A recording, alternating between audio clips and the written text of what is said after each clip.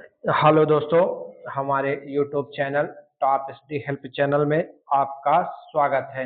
आज हम बिहार स्पेशल का पार्ट 2 लेकर आ रहे हैं। इससे पहले हमने पार्ट 1 कंप्लीट करा दिया है, तो अगर आपने पहले वो नहीं देखा है तो उसको देख कर आइए। आज से हम पार्ट 2 में भी महाजनपद काल तथा मगध के प्रमुख राजवंशों के बारे में डिटेल से चर्चा करेंगे। ये ध्यान लीजिए कि आज अगर आपने केवल इतना पढ़ लिया तो आपको दोबारा इसमें कभी पढ़ने की जरूरत नहीं होगी। तो हम बिहार स्पेशल पढ़ रहे हैं, तो जो भी महाजनपद काल में पढ़ेंगे वो बिहार से संबंधित जानकारी पढ़ेंगे। तो चलिए देरी न करते हुए हम लोग स्टार्ट करते हैं महाजनपद काल के बारे में। चलिए देखते हैं महाजनपद काल क्या कैसे है। चलिए ये नेक्स्ट है। चलिए तो समझते हैं महाजनपद काल जो कि कब था, 600 ईसा पूर्व में था। तो इसका सबसे पहले हम समझेंगे उदय और स्रोत क्या थे, फिर बिहार में कौन कौन से महाजनपद हुए, फिर एक मगध का उत्कर्ष क्या कैसे हुआ। तो सुनिए, जो इसका उदय है लगभग 6वीं शताब्दी ईसा पूर्व हुआ था। मगध महाजनपद का उदय कब हुआ था? 6वीं शताब्दी ईसा पूर्व। और इसमें कुल 16 महाजनपद थे। कितना थे? 16 महाजनपद थे। उसके बाद समझते हैं इनका प्रामाणिक स्रोत क्या होता है। तो बौद्ध ग्रंथ अंगुत्तर निकाय और जैन ग्रंथ भगवती सूत्र से हमें इनके उदय के और स्रोत के बारे में जानकारी मिलती है। कौन से? बौद्ध ग्रंथ अंगुत्तर निकाय और जैन ग्रंथ भगवती सूत्र से। उसके बाद 16 महाजनपद टोटल हुए हैं, जिसमें बिहार में क्या महाजनपद क्या थे इसके बारे में। तो देखिए, वर्तमान बिहार की भूमि में 3 प्रमुख महाजनपद थे। कौन सा? वज्जी, अंग, मगध। याद रखिए कौन से? वज्जी, अंग, मगध 3 महत्वपूर्ण जनपद थे जो बिहार में थे। लेकिन 16 महाजनपदों में जो मगध महाजनपद था वो सबसे ज्यादा क्या था? शक्तिशाली था।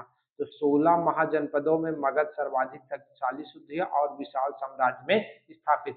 मगर आप केवल इतना याद रखिएगा कि वज्जी, अंग और मगध 3 ही उसमें है। और अंगुत्तर निकाय और भगवती सूत्र से इनकी जानकारी मिलती है। अब थोड़ा समझते हैं तीनों महाजनपद के बारे में। वज्जी, अंग और कौन सा?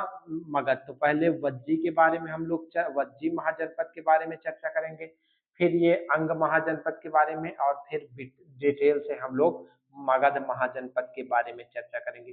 तो देखिए, अगर वज्जी की बात किया जाए तो इसका जो विस्तार है वैशाली, मुजफ्फरपुर एवं समीपवर्ती क्षेत्र में हुआ था। कहाँ? वैशाली में हुआ था, मुजफ्फरपुर में एवं सीमावर्ती क्षेत्र में।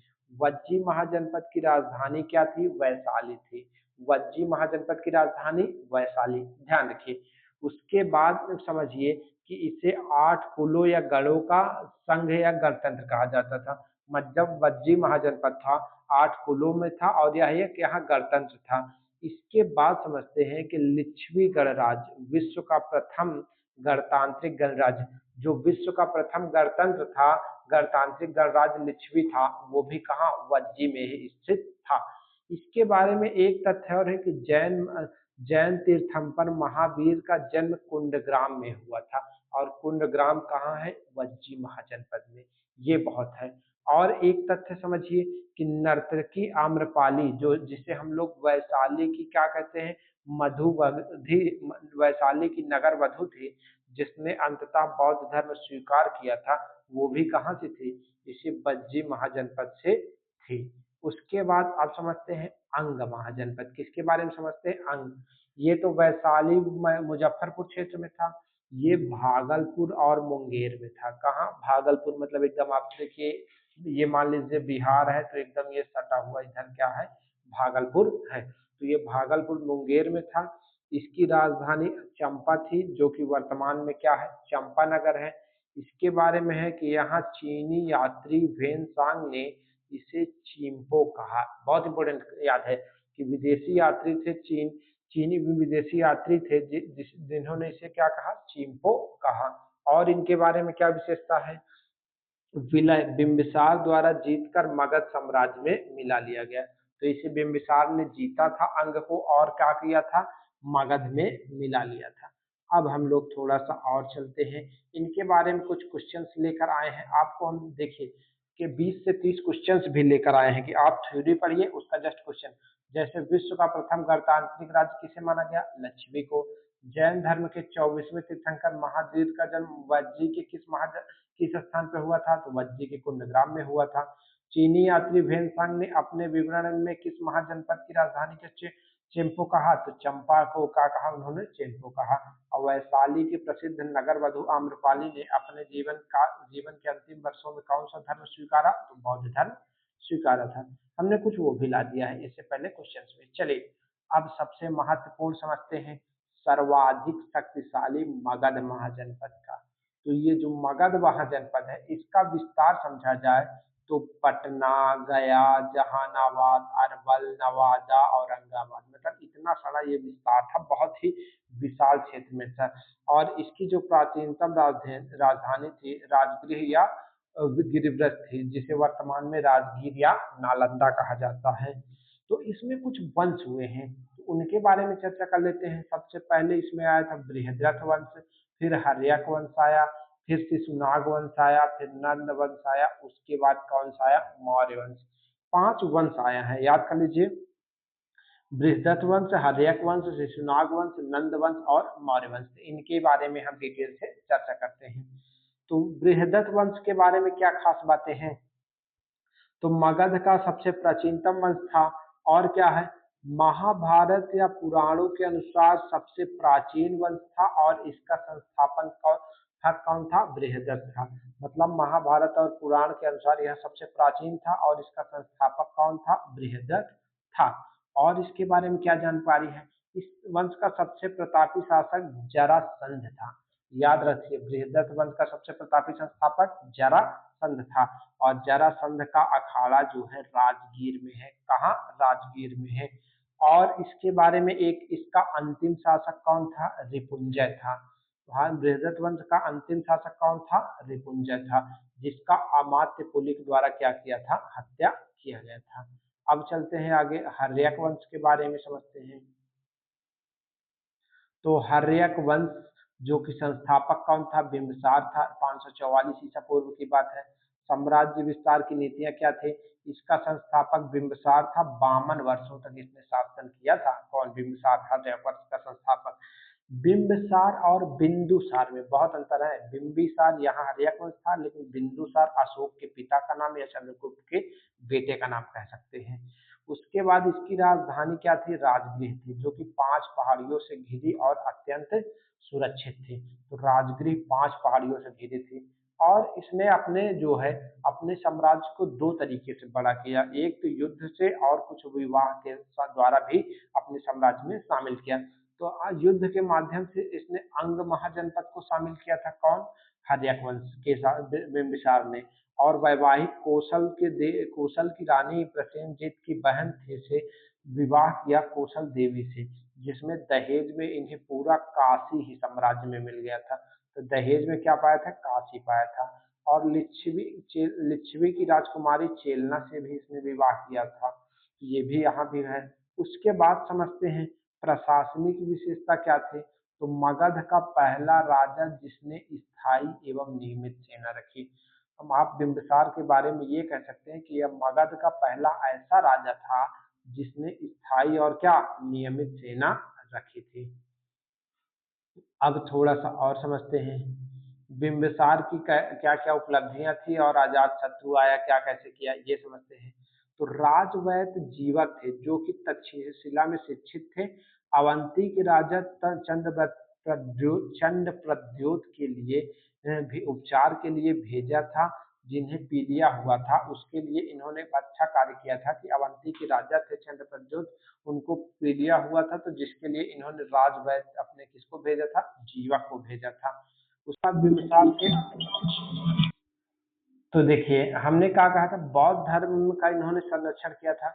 गौतम बुद्ध को इन्होंने वेणुवन, जिसे बांस का बगीचा उद्यान जो था वो समर्पित किया था। ध्यान रखिए, वेणुवन बांस का बगीचा बिंबिसार ने गौतम बुद्ध का दिया था। और इनका जो अंत हुआ था, इनका पुत्र अजात शत्रु द्वारा कारागार में मृत्यु दंड दिया गया था। तो अजात शत्रु द्वारा कारागार में इनको क्या दिया गया था? मृत्यु दंड दिया गया था। अजात शत्रु के बारे में और समझते हैं। इनका नाम क्या था? कुड़िक था। क्या नाम था? उपनाम कुड़िक। इसे पितृहंत्या कहा जाता है वंश, क्योंकि इसमें मैक्सिमम जो राजा हुए हैं वो अपने पिता को ही मारकर हुए हैं। तो संपूर्ण हर्यक वंश को हम लोग पितृहंता वंश भी कहते हैं। तो इसके बारे में समझते हैं। अजात शत्रु ने पिता की हत्या की। संपूर्ण हर्यक वंश को पितृहंता वंश किया जाता था।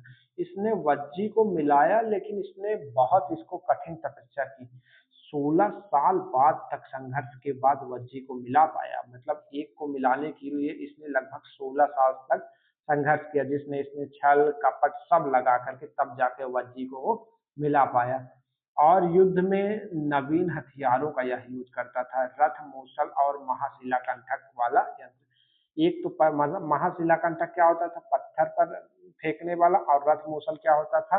रथ पर लगी मूसल। ये रथ पर लगी मूसल क्या होती है कि जैसे होता क्या था कि आपने बाहुबली मूवी देखा है? जो भल्लाल देव के भाई था, वो था, वो बढ़िया रथ के आगे जब युद्ध था तो खट खट खट खट खट खट काटते हुए जा रहा था।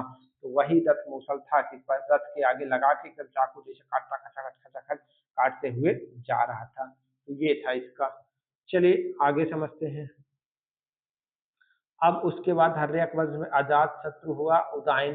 तो पहले अजात शत्रु का कार्य क्या क्या था?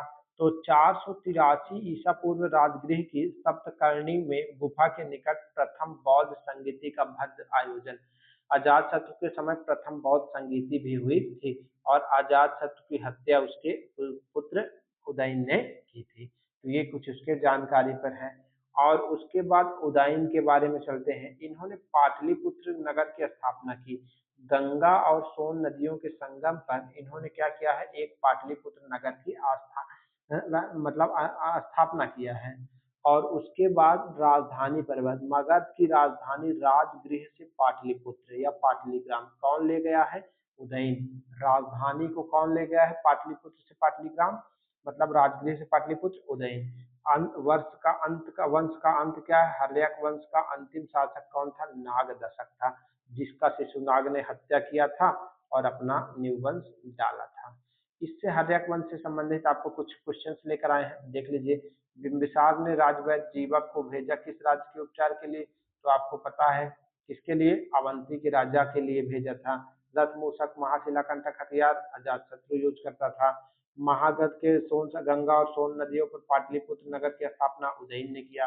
महाभारत पुराणों के अनुसार मगध का सबसे प्राचीनतम राजवंश कौन था? बृहदर था। तो हमने आपको क्या किया कि कुछ आपको थ्योरी लाए और उस पर 4 से 5 क्वेश्चन लाए, जिससे आपके एग्जाम के लिए बहुत ही जरूरी हो जाए। चलिए अब आगे चलते हैं। शिशुनाग वंश। शिशुनाग वंश इस नाग वंश का संस्थापक था। इसने नाग दशक को पराजित करके गद्दी प्राप्त किया था। इसने अवंती को मगध में मिलाया था। ध्यान रखिए, अवंती को किसने जीता था? शिशुनाग ने। और इसने अपनी पहली राजधानी क्या बनाई थी? वैशाली को बनाई थी। उसके उदयन के समय क्या थी? पाटलिपुत्र ले गया, लेकिन शिशुनाग ने राजधानी को क्या बनाई? वैशाली बनाई थी। इसके बाद कौन आया था? कालाशोक या काकवर्ण कहते हैं। इसने 383 ईसा पूर्व वैशाली में द्वितीय बौद्ध संगति का निर्माण किया था। और उस द्वितीय बौद्ध संगति में बौद्ध भिक्षु स्थाविर और महासंघिक में क्या हुआ था?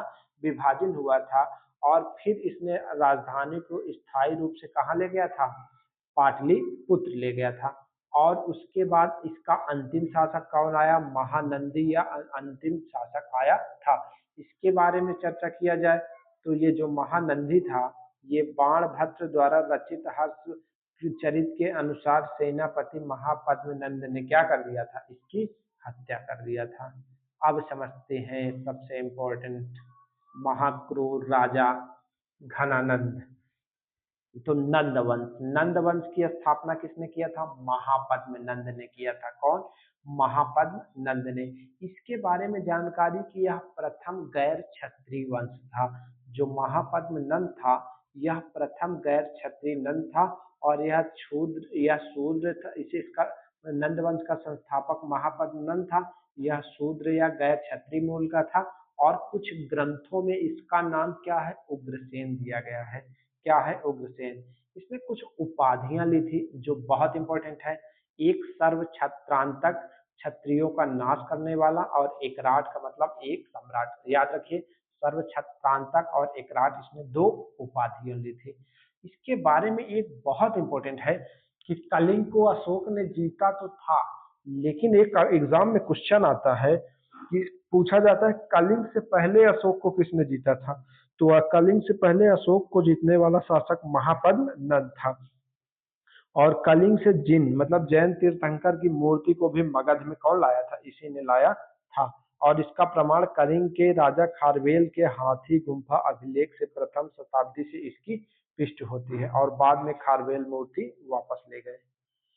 इस वंश में कुल 9 शासक हुए थे, लेकिन सबसे क्रूर शासक आपका है धनानंद, और इसी के समय क्या हुआ था, विदेशी आक्रमण भी हुआ था।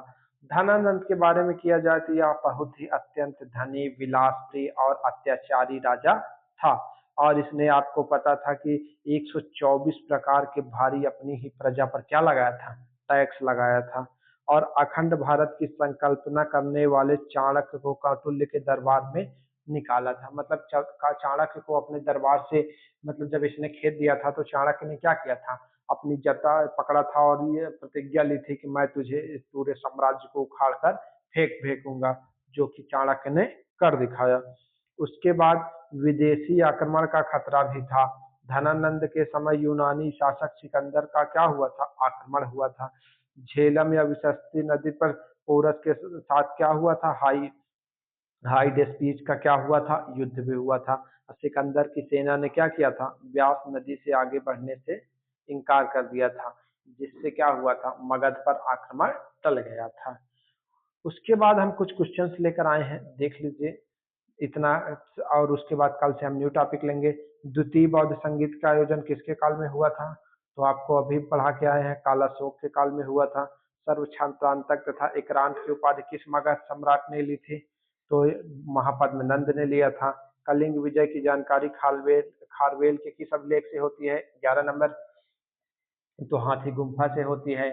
सिकंदर आक्रमण 306 मगध के किस सिकंदर का आक्रमण भारत सिकंदर का भारत आक्रमण मगध के किस शासक चंद्रगुप्त के समकालीन था, तो आपको पता है सिकंदर किस धनानंद के समय आक्रमण किया था। अब थोड़ा सा और समझते हैं मगध के प्रमुख राजवंश, अंतिम फाइनल रिवीजन। सबसे पहले बृहदत्त वंश, हर्यक वंश, शिशुनाग वंश, नद वंश। क्रम से याद रखिए। संस्थापक बृहदत्त वंश का बृहदत्त, राजधानी राजगृह, प्रमुख शासक जरासंध, अंतिम शासक रिपुंजय। हर्यक वंश राजधानी बिंबिसार, राजगृह से पाटलिपुत्र ले गया था। बिंबिसार अजातशत्रु उदयन प्रमुख शासक थे और नागदशक ले गया। शिशुनाग शिशुनाग संस्थापक वैशाली से पाटलिपुत्र राजधानी ले गया। कालाशोक द्वितीय बौद्ध संगीति हुई और महापद्म नंद। नदवंश महापद्म नंद संस्थापक था, पाटलिपुत्र राजधानी थी। महापद्म नंद कलिंग विजय, धनानंद इसका अंतिम शासक था। अब हम कुछ इंपॉर्टेंट क्वेश्चंस लाए हैं, आप इनका रिवीजन कर लीजिएगा। देखिए, इसका लास्ट में हमने आंसर भी दे दिया है। तो अगर आपको क्लास कैसा लगेगा आप जरूर बताइए। आज की क्लास के लिए थैंक यू।